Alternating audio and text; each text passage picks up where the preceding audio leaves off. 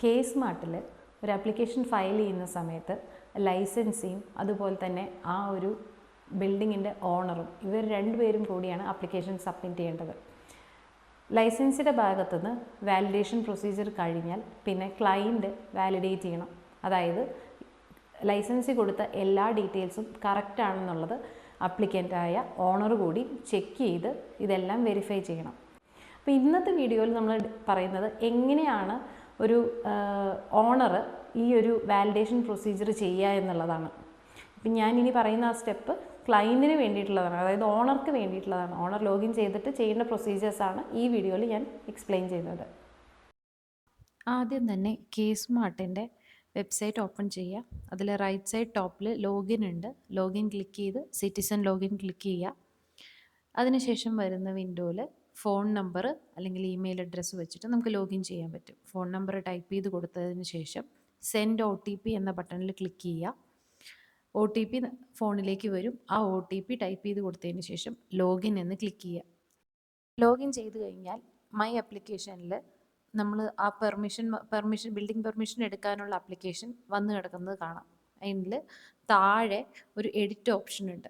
ആ edit option click ചെയ്ത് കഴിഞ്ഞാൽ ലൈസൻസ് ഫയൽ ചെയ്ത ആപ്ലിക്കേഷൻ ക്ലയൻറ്റിന് കാണാൻ സാധിക്കും.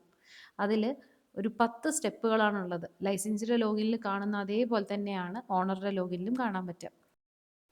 അതിൽ ആദ്യത്തേത് ആപ്ലിക്കേഷൻ ഡീറ്റെയിൽസ് ആയിരിക്കും. ആപ്ലിക്കേഷൻ ഡീറ്റെയിൽസ് ചെക്ക് ചെയ്യുക, പ്രൊസീഡ് എന്ന ബട്ടൺ ക്ലിക്ക് ചെയ്യുക. നെക്സ്റ്റ് ലൈസൻസി ഡീറ്റെയിൽസ് ആണ്, അത് ചെക്ക് ചെയ്യുക, പ്രൊസീഡ് ക്ലിക്ക് ചെയ്യുക. അടുത്തത് മൂന്നാമത്തത് പ്രൊജക്റ്റ് ഡീറ്റെയിൽസ് ആണ്. പ്രൊജക്റ്റ് ഡീറ്റെയിൽസും ഇതുപോലെ പേരും കാര്യങ്ങളൊക്കെ ചെക്ക് ചെയ്യുന്നു, പ്രൊസീഡ് ക്ലിക്ക് ചെയ്യുന്നു. ലൊക്കേഷൻ ഡീറ്റെയിൽസ് അതും ചെക്ക് ചെയ്യുന്നു, പ്രൊസീഡ് എന്നുള്ള ബട്ടൺ ക്ലിക്ക് ചെയ്യുക. അത് കഴിഞ്ഞാൽ പിന്നെ വരുന്നത് ഡോക്യുമെൻറ്റ് ഡീറ്റെയിൽസ് ആണ്.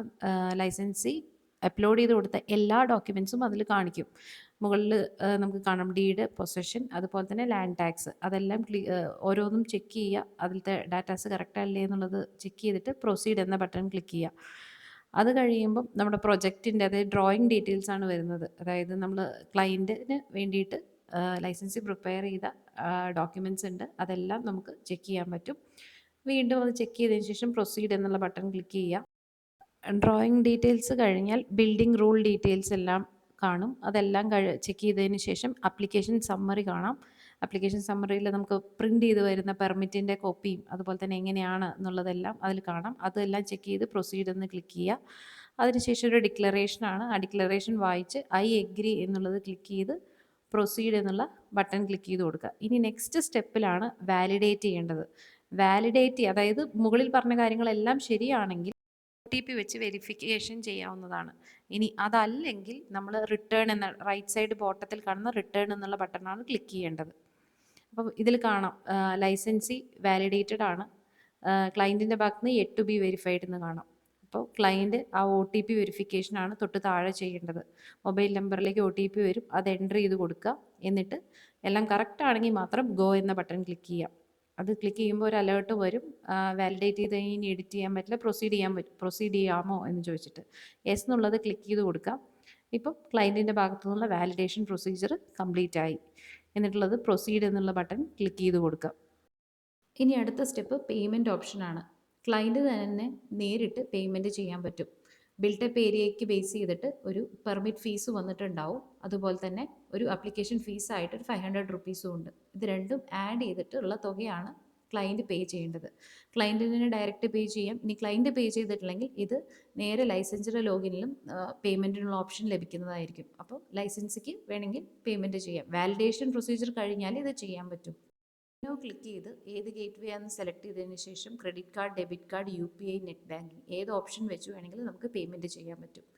പേയ്മെൻറ്റ് ചെയ്ത് കഴിഞ്ഞാൽ നമുക്കത് ഡൗൺലോഡ് ചെയ്യാനായിട്ട് റൈറ്റ് സൈഡ് ബോട്ടത്തിലൊരു ഡൗൺലോഡ് ബട്ടൺ കാണും. അത് ക്ലിക്ക് ചെയ്ത് കഴിഞ്ഞാൽ നമുക്ക് പേയ്മെൻറ്റിൻ്റെ റെസിപ്റ്റ് ഡൗൺലോഡ് ചെയ്ത് സൂക്ഷിക്കാവുന്നതാണ്.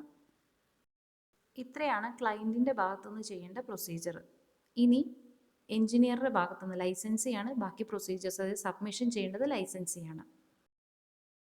കെ സ്മാർട്ടുമായിട്ടുള്ള ഡൗട്ടുകൾ ക്ലിയർ ചെയ്യാൻ വേണ്ടി താഴെ കാണുന്ന നമ്പറിൽ വാട്സപ്പ് ചെയ്താൽ മതി. ഡൗട്ടുകൾ ക്ലിയർ ചെയ്ത് തരുന്നതാണ്.